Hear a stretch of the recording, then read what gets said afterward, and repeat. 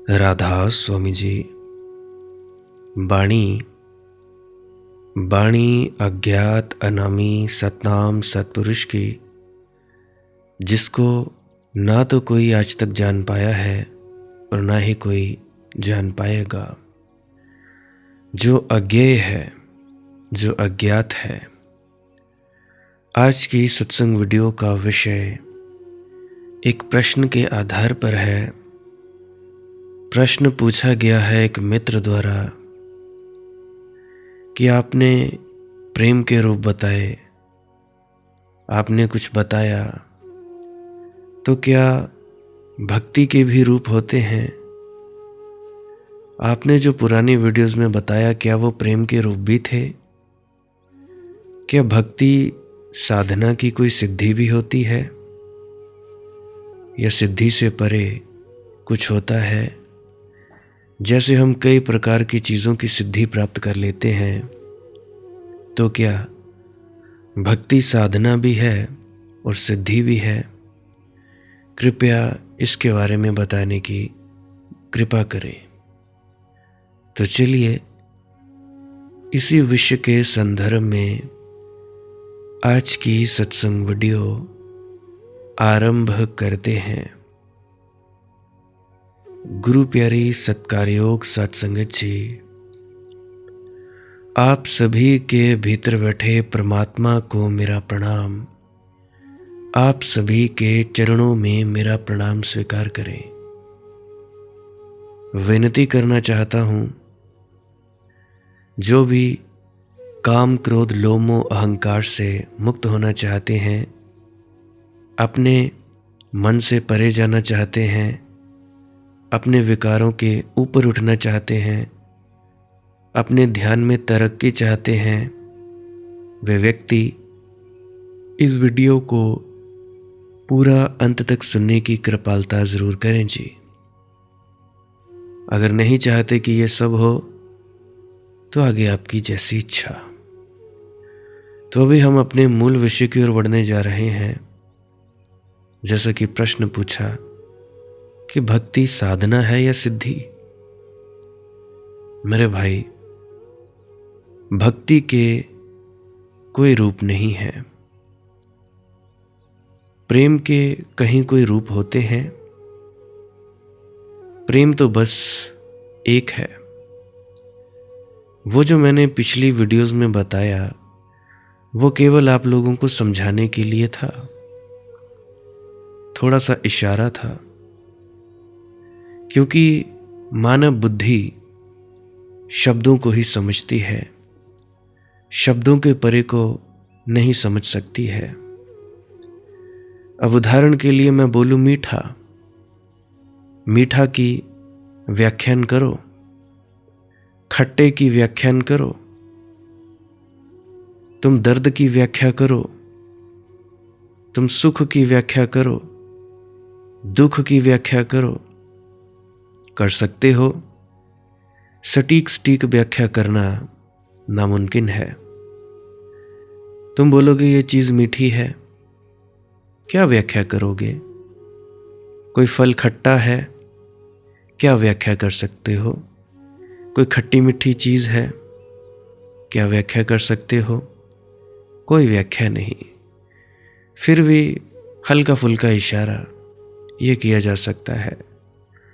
तो ऐसे ही इशारे करने की चेष्टा करता हूं मूर्खों की तरह, ये जानते हुए भी कि उसको व्याख्या नहीं किया जा सकता, उस अज्ञात को नहीं बोला जा सकता, शब्दों में नहीं उतारा जा सकता। फिर भी एक मूर्ख की तरह मैं कोशिश करता हूं कि इशारा तो पकड़ में आ जाए। परंतु कुछ लोग हैं वो इशारे को हल्का सा पकड़ पाते हैं, कुछ लोग हैं वो वैसे के वैसे ही रह जाते हैं। देखिए, प्रेम तो बस एक है, उसका स्वाद एक है। भेद तो बुद्धि से होते हैं, हृदय में भेद नहीं होते। हिंदू की बौद्धिक धारणा अलग, मुसलमान की बौद्धिक धारणा अलग, ईसाइयों का फ़लसफ़ा अलग, राधा स्वामियों का फ़लसफ़ा अलग,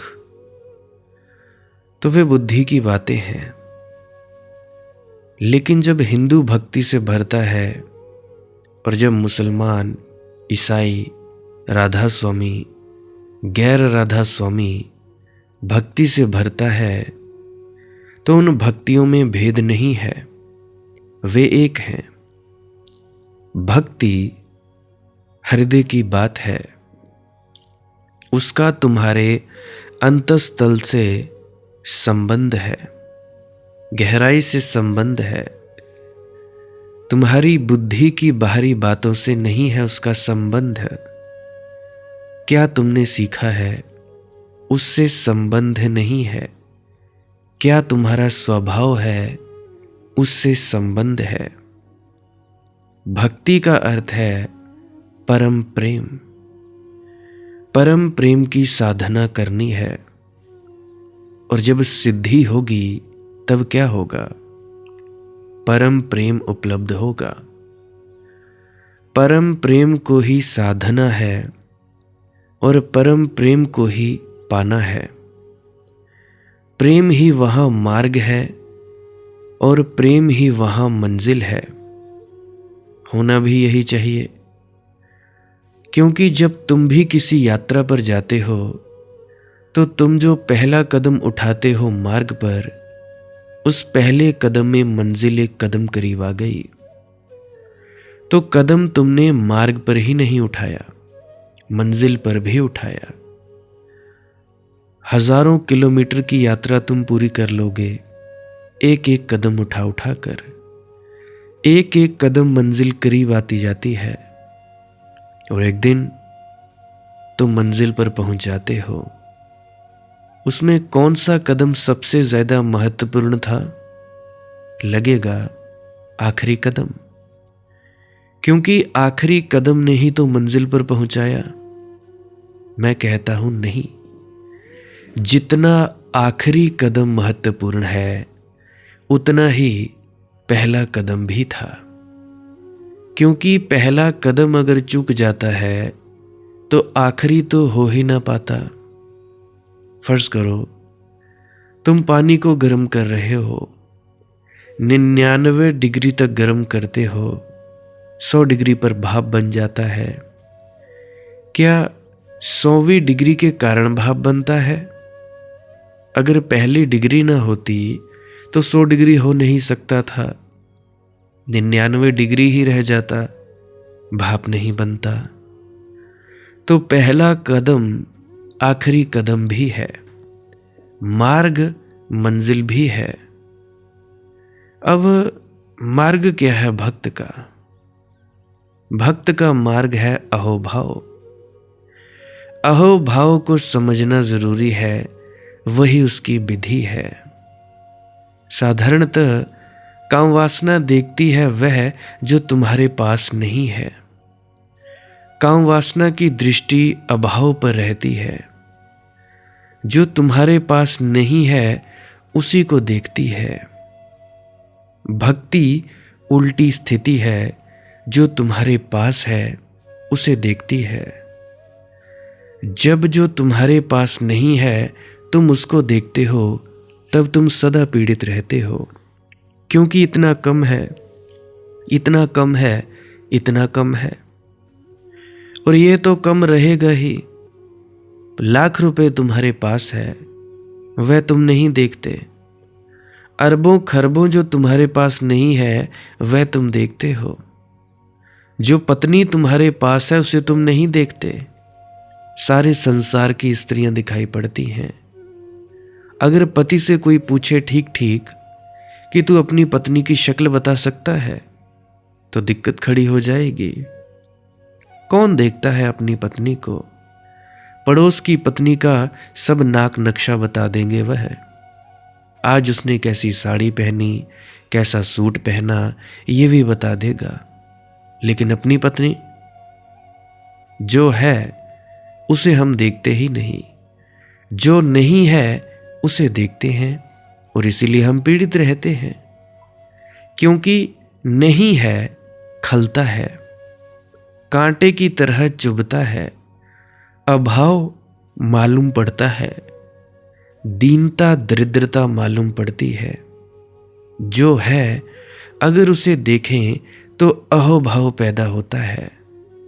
तो इतना दिया है परमात्मा ने कि तुम सिवाय धन्यवाद के और क्या कर सकोगे।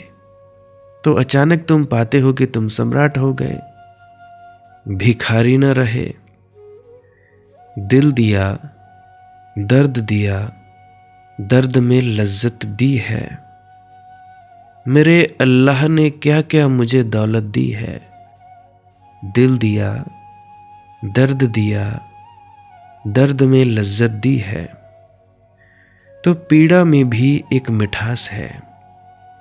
सुख की तो छोड़ो, दुख में एक गहराई है, भक्त को दिखाई पड़ती है। और वह सिर्फ भक्त को। स्वर्ग की तो छोड़ो, नरक में भी एक सौंदर्य है, वह भक्त को दिखाई पड़ता है। कामी को तो स्वर्ग में भी स्वर्ग दिखाई पड़ता, भक्त को नरक में भी स्वर्ग दिखाई पड़ता है। और तुम्हें जो दिखाई पड़ता है तुम उसी में जीने लगते हो। क्योंकि आदमी जिसको अनुभव करता है, जिसको देखता है, उसी में जीता है। भक्त भाव में जीता है, कामी अभाव में जीता है। दिल दिया, दर्द दिया, दर्द में लज्जत दी है। और तब तो दर्द में भी लज्जत दिखाई पड़ने लगती है। दर्द में भी एक काव्य है, दर्द का भी एक रहस्य है। पीड़ा में भी कुछ अनूठी मिठास है। पीड़ा का भी काव्य है और पीड़ा में भी कुछ जन्मता है जो बिना दर्द के नहीं जन्म सकता। रंज हो, दर्द हो, बहशत हो, जुनून हो, कुछ हो, आप जिस हाल से खुश हो वही हाल अच्छा है। और भक्त कहता है जो परमात्मा ने दिया है, रंज हो, दर्द हो, बहशत हो, जुनून हो, कुछ हो, भक्त को जैसे ही यह दिखाई पड़ना शुरू होता है कि कितना दिया है, मेरी कोई पात्रता न थी और इतना दिया है, अपात्र था और जीवन दिया, कमाया कुछ भी न था, इतने अनंत आनंद की क्षमता दी, सौभाग्य दिया कि हूँ, कि मेरे जो नासापुट सांस लें, कि मेरी आंखें सूरज की किरणों को देखें, कि मेरा हृदय प्रेम की पुलक को अनुभव करे, कि मेरे कानों पर संगीत का साक्षात्कार हो। कुछ भी ना था, शून्य से बनाया मुझे और सब कुछ दिया। आप जिस हाल से खुश हों वही हाल अच्छा है। और तब भक्त अपनी कोई मर्जी नहीं रखता, परमात्मा की मर्जी ही उसकी मर्जी है। मेरी तो बस यही अर्जी, कर वही जो तेरी मर्जी। वह जहां ले जाए वहीं जाएंगे, वह जो कराए वही करेंगे। भक्त छोड़ ही देता है सब, भक्त उपकरण मात्र हो जाता है, परमात्मा ही उससे बहता है।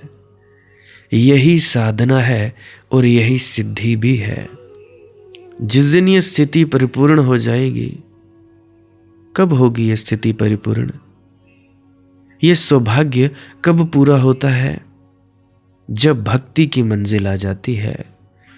पहले तो साधारण आदमी जो काम वासना में जीता है, शिकायत करता है, शिकायत ही उसका जीवन है। तुम लोगों की बातें सुनो, सिवाय शिकायत के उनके जीवन में कुछ भी नहीं है।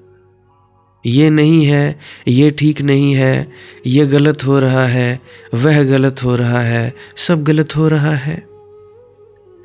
गलत गलत से वे घिर गए हैं, शिकायत ही शिकायत है। भक्त की बात सुनो, अहो भाव ही अहो भाव है। लेकिन जब मंजिल आती है, पहले शिकायत खो जाती है, भक्त अहो भाव से भर जाता है, फिर तो अहोभाव भी खो जाता है, क्योंकि धन्यवाद भी देने का मतलब है कि थोड़ी बहुत शिकायत शेष रही होगी, नहीं तो धन्यवाद क्यों? अब इसे थोड़ा समझो। धन्यवाद भी हम तभी देते हैं कि अगर इससे अन्यथा होता तो शिकायत होती। धन्यवाद शिकायत का उल्टा है। अब रुमाल तुम्हारे हाथ से गिर गया, किसी ने उठाकर दे दिया, तुमने कहा धन्यवाद। इसका मतलब है कि अगर वह उठाकर ना देता तो शिकायत होती। तो इसका अर्थ यह हुआ कि धन्यवाद ऊपर आ गया, शिकायत भीतर चली गई। तो भक्त जब तक मार्ग पर है अहोभाव से भरा रहता है। शिकायत से बेहतर है अहोभाव, क्योंकि शिकायत में सिर्फ पीड़ा होती है, दुख होता है, दर्द होता है, अंधेरा ही अंधेरा होता है। अहोभाव में सब रोशन हो जाता है, सब खिल जाता है। लेकिन अभी भी कमी है, मंजिल पर आते सब बात ही समाप्त हो जाती है, कुछ कहने को नहीं रह जाता। जब अहोभाव भी नहीं बचता तब अहोभाव पूरा हो जाता है। तो इस तरह मिटना है कि कुछ भी ना बचे। शिकायत तो मरे ही, शिकायत भी मर जाए। दिल है तो उसी का है, जिगर है तो उसी का है। अपने को राह इश्क में बर्बाद जो कर दे, दिल है तो उसी का, जिगर है तो उसी का।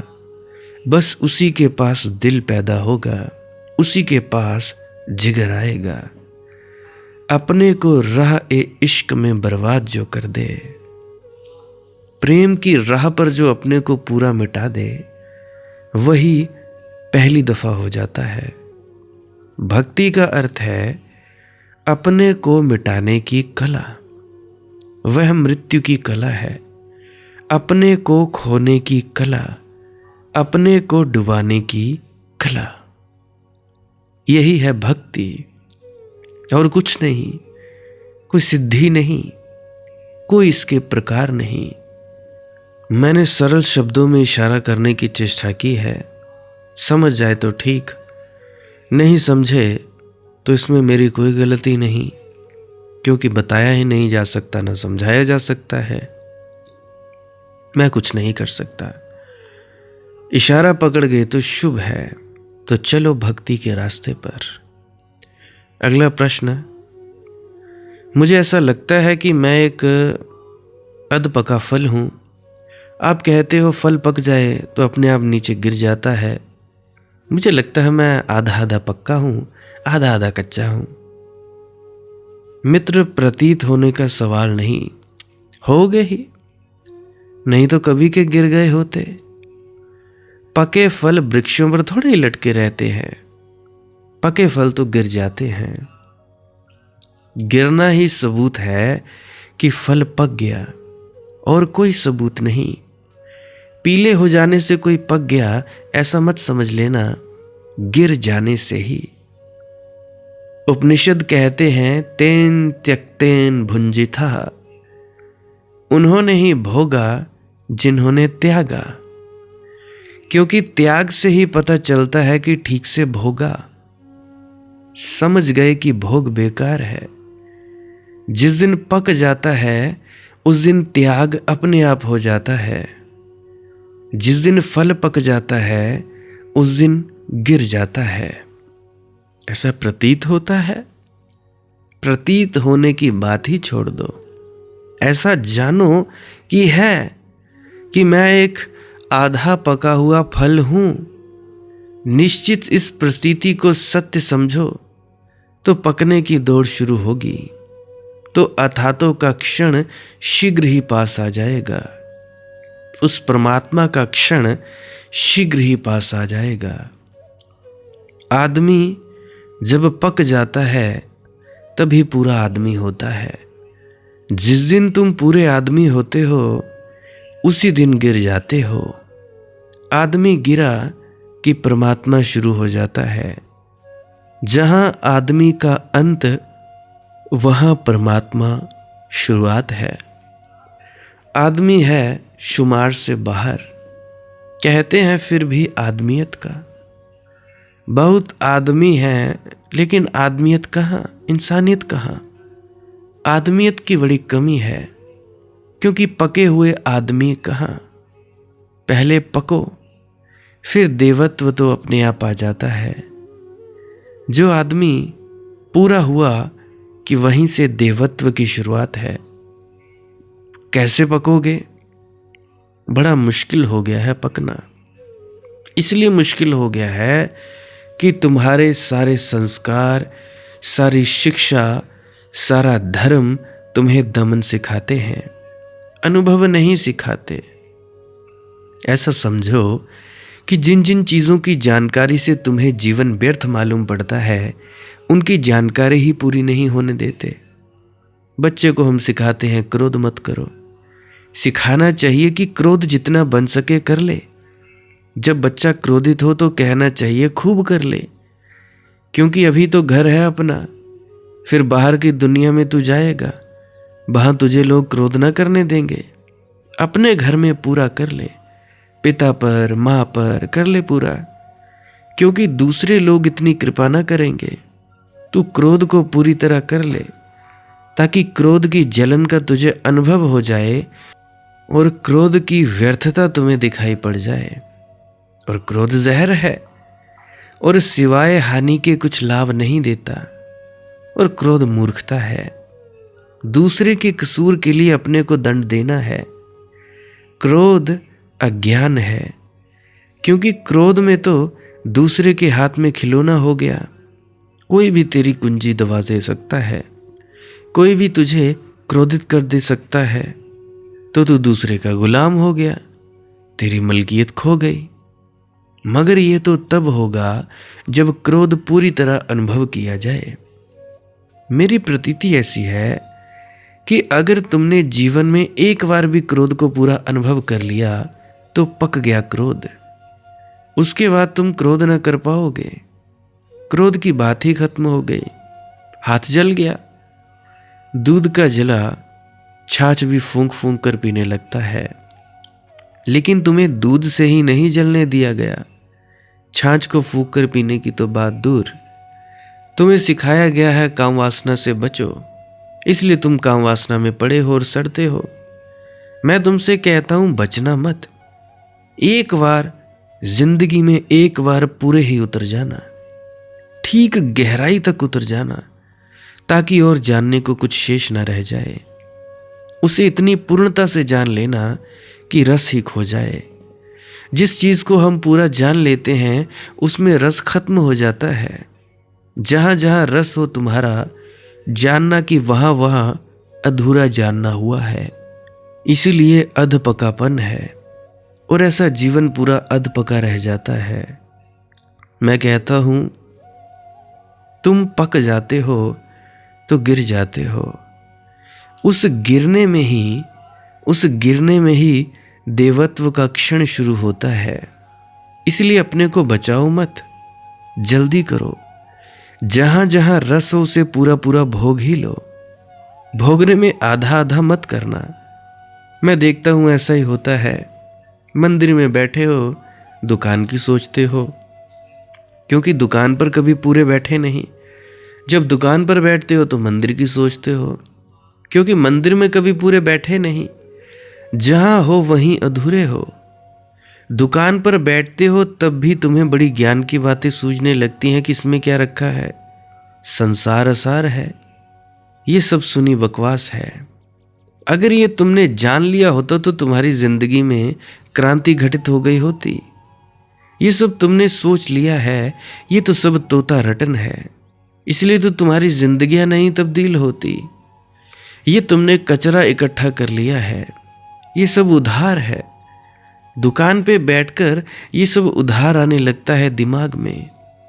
फिर मंदिर जाते हो, मंदिर में बैठते हो तो लगता है घंटा भर खराब हो गया, इतनी देर में कुछ कमा ही लेते, क्योंकि दुकान में पूरे रहे ही नहीं, वहां मंदिर सताता था। तो जहां हो वहां पूरे। जो करो उसमें पूरा करो, उसमें उतर ही जाओ, क्योंकि एक बात सदा याद रखो कि अनुभव के अतिरिक्त और कोई चीज मुक्त नहीं करती। और अपने को धोखा देने की कोशिश मत करना। कोई और आसान रास्ता नहीं है, अनुभव एकमात्र मार्ग है। और जो अनुभव से बचना चाहते हैं और सस्ते में चाहते हैं ज्ञान को उपलब्ध हो जाएं, वे भटकते रहेंगे, अधपके रह जाएंगे। यही तो गति है तुम्हारी, दुर्गति कहनी चाहिए। कुछ कहते हैं कहीं हम मर तो नहीं जाएंगे। अरे जिंदगी में एक दिन मर ही तो जाना है। ध्यान में मर गए तो क्या हो गया, कौन सी बड़ी बात हो गई। पर मरोगे नहीं, ये मुझे पता है। कुछ कहते हैं कहीं हम पागल तो नहीं हो जाएंगे।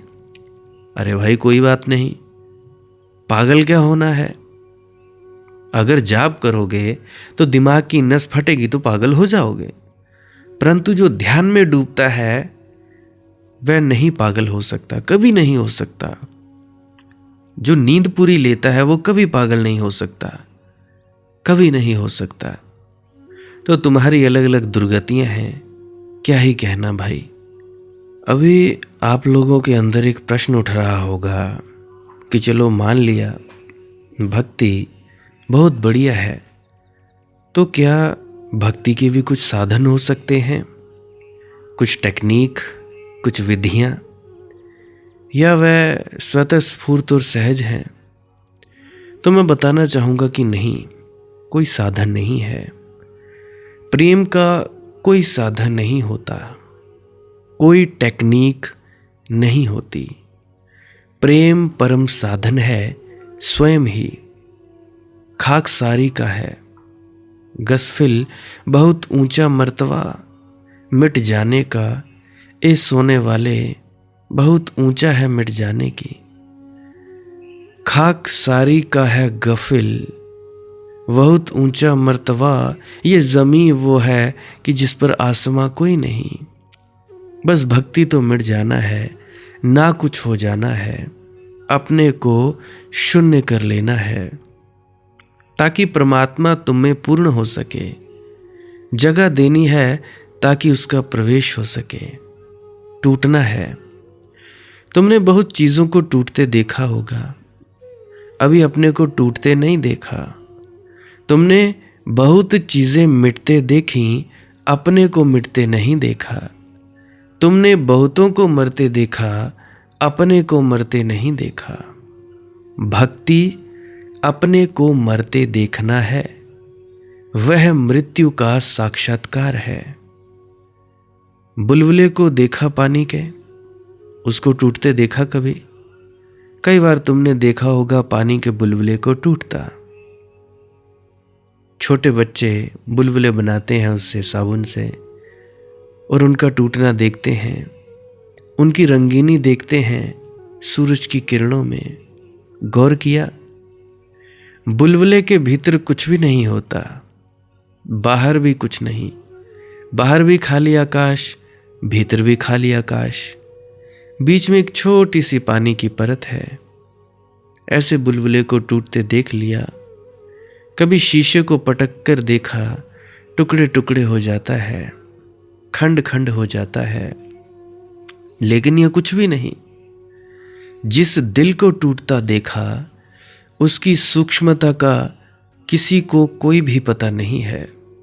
क्योंकि जहां दिल टूटता है, जहां दिल भी एक बबूले की तरह टूट जाता है, जहां तुम्हारा रोना एक बबूले की तरह टूट जाता है, वहां तुम अचानक पाते हो कि भीतर की आत्मा विराट परमात्मा से मिल गई। जरा सी दीवार थी, खो गई। तुम्हारा अहंकार कांच के शीशे से ज्यादा नहीं है, गिरा नहीं कि टूटा। जरा झुको और गिर जाएगा।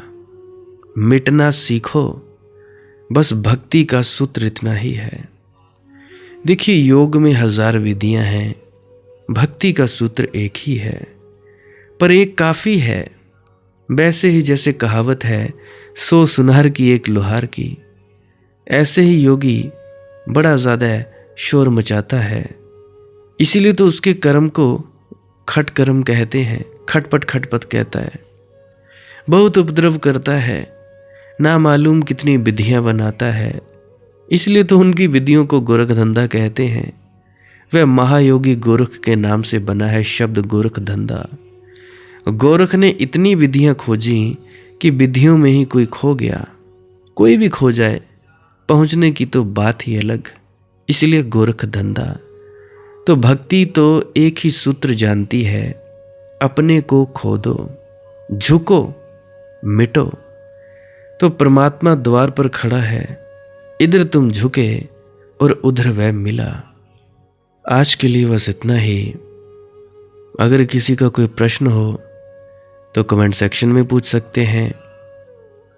कोई गालियां निकालनी हो तब भी निकाल सकते हैं, कोई फ़र्क नहीं। तारीफ़ करनी हो तारीफ़ करो, गाली निकालनी गाली निकालो। अगर कोई वाकई में प्रश्न हो तो कमेंट सेक्शन में पूछो। डिस्क्रिप्शन में व्हाट्सएप नंबर दिया गया है, वहाँ पे पूछो। जैसी आपकी मर्ज़ी है वैसा पूछो। शेयर करना चाहो किसी को तो कर सकते हो, दुखी को, तकलीफ़ जिसको है उस व्यक्ति को शेयर कर सकते हो वीडियो को। आनंद आया हो तो बार बार सुनिए। वीडियो छोटी है क्योंकि आनंद इतना घनीभूत हो रहा है कि बोला ही बड़ा मुश्किल से जा रहा है, तो माफ़ी चाहूँगा।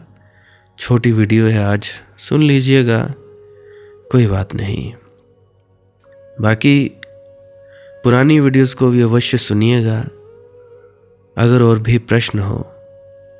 बाकी सब्सक्राइब भी कर सकते हो, कोई नया व्यक्ति हो अगर नहीं भी करना चाहो कोई बात नहीं। जब परमात्मा चाहेगा दिखाना दिखा देगा। भजन सिमरन करते रहिए, ध्यान में डूबते रहिए। और ये जो बात कहते हैं भजन सिमरन बनता नहीं, अरे भाई क्या बनाना है, आनंद में उतरना है भाई। राम को पाना है तो आराम करना सीखो, ध्यान में डूबो। ध्यान का मतलब होता है कुछ न करना। तुम खाली मौन बैठो, कोई जाप नहीं करना है, खाली बैठो, देखो कितनी शांति मिलती है। तुम जाप करने में ही वक्त बर्बाद करते रहते हो। राम राम टें टें टें टें लगाई हुई है, टी टी टी टी लगाई हुई है चिड़ियों की तरह। अरे भाई शुरुआती वक्त में तो ठीक है, साल 6 महीना, सारी उम्र जाप ही करते रहोगे, आगे बढ़ो। अब छोड़ भी दो, जब कुछ नहीं मिला तो जाप को बंद कर दो। ये विधियां थकाने के लिए होती हैं कि तुम थक चूर कर अपने भीतर डूब जाओ। अब कई बोलते हैं हम जाप करते हैं तो हम सो जाते हैं, तो ये भीतर जाना ही है। और ये सोना कोई अशुभ बात नहीं है, ये अच्छी बात है। सोना बहुत अच्छी बात है। पहले शक्ति अर्जित करेगा तुम्हारा शरीर, जब तुम उठोगे उसी शक्ति से फिर तुम भीतर जा पाओगे। सो गए कोई बात नहीं, नींद आ गई कोई बात नहीं, बैठे बैठे सो गए कोई बात नहीं, उसकी ज़्यादा चिंता नहीं लेनी है, निश्चिंत रहिए। क्योंकि कई परेशान हो जाते हैं कि यार क्या करें, नींद आ जाती है, कोई बात नहीं, जाप कम कर दो। अगर किसी को 2-3 साल हो गया नामदान लिए, उससे ज़्यादा हो गए, तो जाप को कम करके ध्यान के लिए बैठो, खाली बैठो, चुपचाप मौन में बैठो। करना धरना कुछ नहीं है, क्योंकि अगर कुछ किया तो वो ध्यान नहीं होगा। ध्यान का मतलब होता है कुछ न करने में बैठना। चुपचाप बैठ जाओ, बस कुछ नहीं करना। बाकी थोड़ा और मैं बताना चाहूँगा ध्यान के बारे में, शब्द धुन के बारे में। विजय शर्मा जी की प्रक्रिया है श्वास क्रिया, तो उसके लिए मैं क्लिप लगाए देने वाला हूँ, उसको सुनकर अवश्य जाइएगा। भजन सिमरन क्या है? भजन और सिमरन 2 अंग है। सिमरन है कुछ शब्दों का जाप करना जो आपको आपके सद्गुरु द्वारा बताए जाते हैं। कोई भी जाप हो सकता है, कोई भी शब्द हो सकते हैं। करना क्या है, किसी कमरे में बैठ जाइए, या रात को बैठ सकते हैं, सुबह बैठ सकते हैं, या जब भी आपको फुर्सत के लम्हे मिले बैठ सकते हैं। तो जब बैठें तो शरीर को बिना हिलाए डुलाए बैठना है। जो बैठ नहीं सकता तो वो लेट जाए, जो चौकड़ी नहीं मार सकता वो टांगे सीधी कर ले। कोशिश ये रहनी चाहिए कि ज़्यादा से ज़्यादा वक्त शरीर को बिना हिलाए डुलाए बैठा जाए। उसके बाद अपने शब्दों का जाप शुरू कर दें। आंख बंद रखें, आंखों पर ज़्यादा जोर नहीं लगाना है, कोई कष्ट नहीं देना है, नहीं तो सर में दर्द होगा और फिर आप लोगों को परेशानी हो सकती है। तो आपने क्या करना है, चुपचाप शांत होकर बैठे रहना है, शब्दों का जाप शुरू कर देना है। जितनी देर भी आप करना चाहो, आधा घंटा, पौना घंटा, 10 मिनट, 15 मिनट, या जितनी भी आपको आपके सदगुरु द्वारा दिया गया निर्देश है, जितना निर्देश है उसका पालन कीजिए। और उसके बाद दूसरा स्टेप करना बड़ा ही ज़्यादा ज़रूरी है।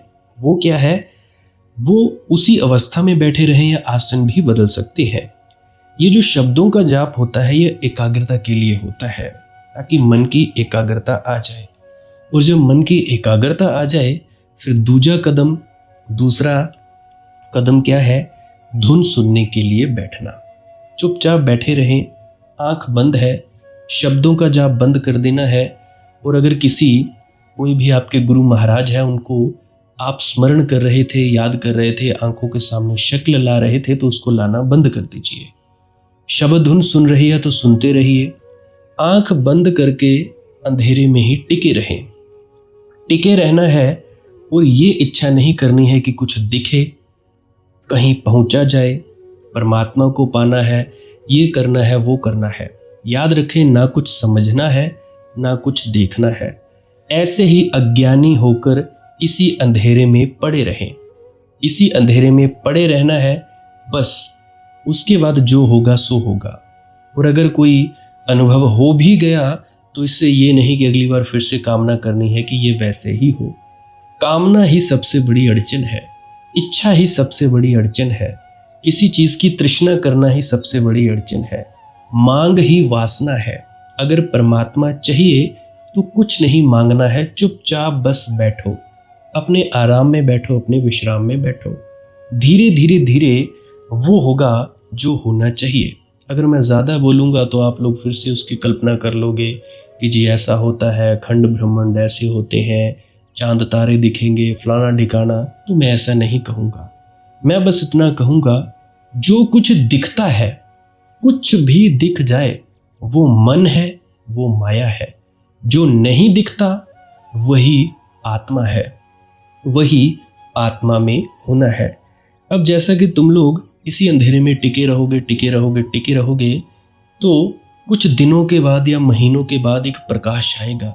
वो प्रकाश पूरे शरीर में फैलता जाएगा और धीरे धीरे तुम इस प्रकाश के सहारे अपने आप में स्थित होगे। अब देखो, इस प्रकाश को देखने वाले भी तुम हो और इस शब्द धुन को सुनने वाले भी तुम हो। अब जो ये शब्द धुन को सुनता है और प्रकाश को देखता है, ये तुम हो।